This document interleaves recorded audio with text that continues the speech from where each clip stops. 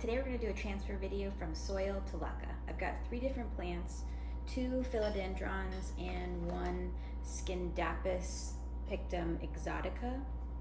That is known for its silvery variation in its leaves, and this is the first time I've ever had one. All 3 of these plants were in soil and they were shipped to me bare root. I've been letting them dry out to get the remaining soil off of the roots, and then I'm going to show you my process for transferring and explain what I do for the following 4 weeks while they're adjusting from soil to LECA. The first thing you want to do is make sure that your LECA is prepared. So if it's brand new LECA out of the bag, you're going to have to do a lot of rinsing and soaking and rinse again because there's a lot of red clay dust on the LECA. If it's reused LECA, you can boil it, you can use hydrogen peroxide, let it dry, and then soak it again. It's reusable. That's one of the great things about LECA. And so here I have this ginormous bowl of LECA that's been soaking for about an hour. It's best to let it soak overnight. And the reason that you want to do that is because LECA has porous holes, and so it needs to soak up a lot of water. And if it gets too dry, it can actually start absorbing water from your plant's roots. The next thing you're going to want to do is choose your container. And to me, I think this is the hardest part, because if you've seen my how to get started with LECA video, which I'll link below, then you know that there's various things that you can do with containers, but it's hard to find perfect matches unless you're going out and buying specific plastic containers for your LECA. I'm using a combination of things. This is an old nursery pot that does not go with this pot. It'll do. And then I'm using this no drainage pot from IKEA that I like, with this beige and white color. And I'm taking a takeout container that I drilled holes in, and it happens to fit perfectly. So I'm going to use that. And then the other thing I'm going to do is use this old candle holder. It's just basically glass containers, and I'm going to divide the neon philodendron into the various glass containers. This is the no net pot method that I explained in my first how to get started with LECA video, and some of the pros and cons, just as a reminder, with the no net pot is that it's more difficult to flush. And flushing, again, is important for reducing the amount of mineral buildup and salts in your LECA. So it's a little more difficult to flush, but with a hardy root system like most philodendrons have, I'm not too worried about manipulating the LECA. You have to dump the LECA out and flush it manually, or just kind of cup your hand over to keep it in like that. But there's a lot more movement with the LECA when you don't have a net container. So after you've established what container for which plant, and you've got your LECA soaking, the next thing you're going to do is try and remove the soil, and I'll give you sort of close-up of how I'm going to do some of that. But basically, if you let the roots dry out a little, the soil won't stick as much, and you can just gently, I've got a trash can here, I'm not just doing this on my floor, you can just gently pinch the soil off or shake it. You don't have to get every grain of soil or potting mix off of your plant, and that's where the flushing process is really going to help. But getting as much if there's any dead roots or debris out, helps reduce the bacteria and will help your plant over the transition period. So I'm basically just going to shake off as much as I can while it's dry. And then I'll give it a little rinse under the sink. Same thing for the philodendron neon. I'm just going to gently try and tease out some of the soil. Again, it doesn't need to be perfect, and some of this you'll be able to take care of when you flush. All right, so you can get an idea of how much soil I'm going to leave behind before I start rinsing. It's sort of harder to get there in the middle sometimes. Make sure I've got an appropriate temperature water, not too hot, not too cold. You don't want to shock the roots. You can just give it a little rinse and then put it to the side. And I won't show you this process for every plant, but just so you get an idea, that's how much work I'm doing and how much I'm trying to remove. And I'm not really pulling hard. Here's an example of when I might do some trimming. Here you can see some of these roots are really black and dry looking, so I'm just going to take some shears that I've sanitized and clip these off. I'm not going to cut into any of the new root growth. I'm only going to cut off this dead, crispy stuff. See how different these roots look from these? This is extremely healthy and this is not healthy. And all of that would have come off in your LECA anyway. It would not have rebounded, but then it just would have been floating around in your LECA until you flushed it out, creating a little haven for bacteria. So that's pretty clean. The next two plants took about 20 minutes total to separate and clean. The philodendrons were a little more difficult because their root systems were so small. And then the green Congo was the worst. Here's another tip. This is a bunch of dirt from when I washed off the sand, but I always put the strainer in the bottom of the sink to catch LECA that might fall down in case it goes down the drain, because you definitely don't want this stuff building up in your plumbing. I've heard some really horrible stories about it causing backups and lots of issues where you had to call an expensive plumber. So do what you need to do to guard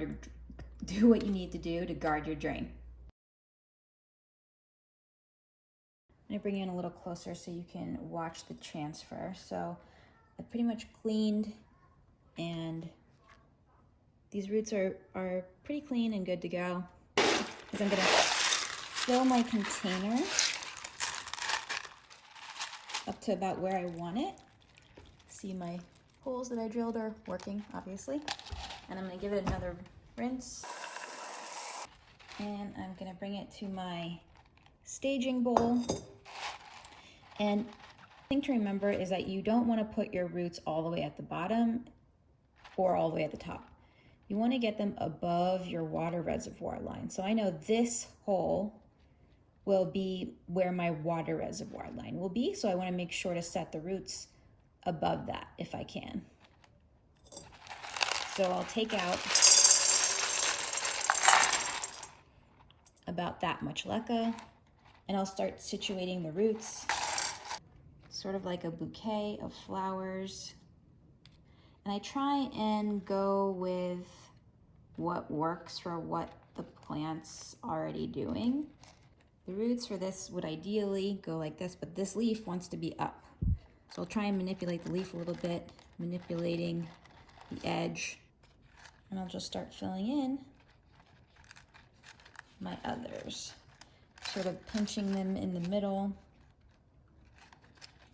and filling in as I can. I'm not too worried about the roots being close together. They came close together, and some plants like to have their roots like that. All right, I'm gonna leave 2 of them out. I think this is more than enough for this container. You can see that the roots there's more than enough roots in there, and then what I'm gonna do is bring it back into my bowl, place the container, and just by hand, I'm gonna start filling it in. This one is a problem one, and it's really begging for its own space because of how contorted its new growth and its big old leaf is. So I'm gonna start over, and I'm gonna choose a smaller one. So I'm gonna try and keep these new leaves off the wet LECA because that could cause damage to the leaves. Eventually the leaves will start to grow in a position that they like. So you don't have to be perfect in your placement by any means. we go. Voila.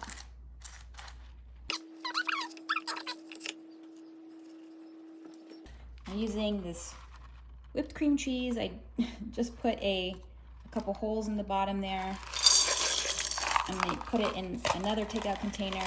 This is for the extra skinned apis. So same deal. I'm going to make sure I've got a little bit of LECA at the bottom so it's not sitting in the water reservoir.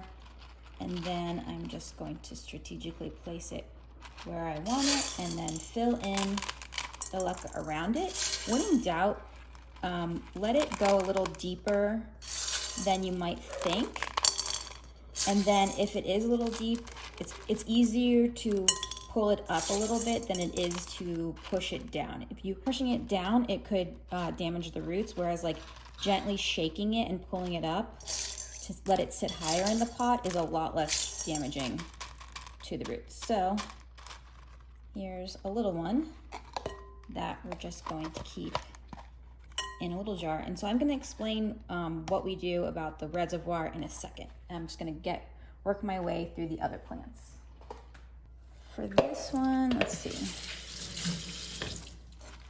This one was what I was going to use for the philodendron green Congo. So this root system feels pretty firm. It feels fine. It doesn't look fantastic, but that's because it's held on to a lot of the soil matter that it was growing in. So it was growing in a lot of that cocoa core, basically the coconut husk, which is really great, a really great soil medium, but the roots are embedded in it. So this is gonna take a couple days of flushing to get rid of, and we'll just have to see how the roots, we'll have to keep a close eye on this one to see how the roots adapt. So here we go at the 1/3 mark again. And I'm just gonna find this I'm gonna gauge where I would like this one in the net pot. This is too high. This would probably be too low. But again, it's easier to set it too low and then slowly bring it back up than it is to set it too high and try and push it back down. So I'm gonna actually hold it a little lower than what I would like and start to fill in. It's like a walk in the park compared to the skinned apis. So this one is pretty good as far as being centered. It's sitting a little lower than I might like, so what I'm gonna do is just shake it and slowly move it up. So that allows the balls to still fall into place. It allows me to adjust the setting without damaging the roots too much. All right, that looks good. To the neon philodendron. So I was gonna do glasses with these. So what I'm gonna do is just stage how many and which ones I want to go in what glasses.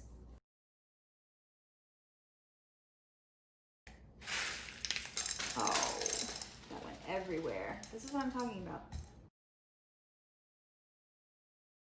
For the first 4 weeks, I won't give the plants any nutrients in their reservoir. For the philodendron, since it's a pretty hardy plant, I'm just filling it up with filtered water and Super Thrive, which is a vitamin that helps reduce shock. But for the skinned apis and the green Congo, I'm going to give them a Super Thrive and water rinse, but I'm not going to fill up their reservoir because they're a little more sensitive. So I'm going to use what's called the shower method. The shower method, you don't give them a reservoir, you just flush them out just like this every 2 to 3 days and monitor it closely to make sure it's transferring well. Then after the 4 weeks, I'll give it nutrients. That's it. Thanks for watching. Hope this was helpful and drop any questions in the comments.